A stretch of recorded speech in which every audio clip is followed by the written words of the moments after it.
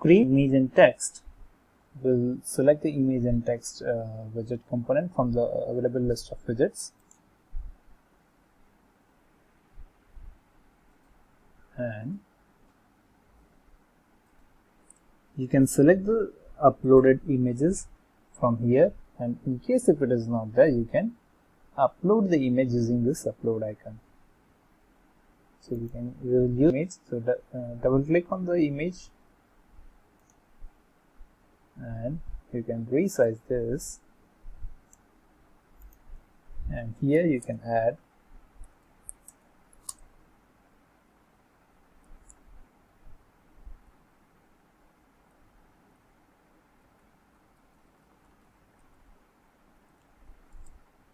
image, and here we can format the text. Yeah, make it bold, italic, change the size. You can set the, you can do all the formatting from this format bar, and you can see that image and text has been updated in the dashboard.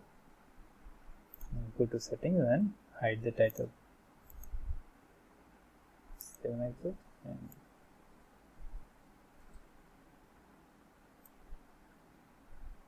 so this way you can add image and text into your dashboard.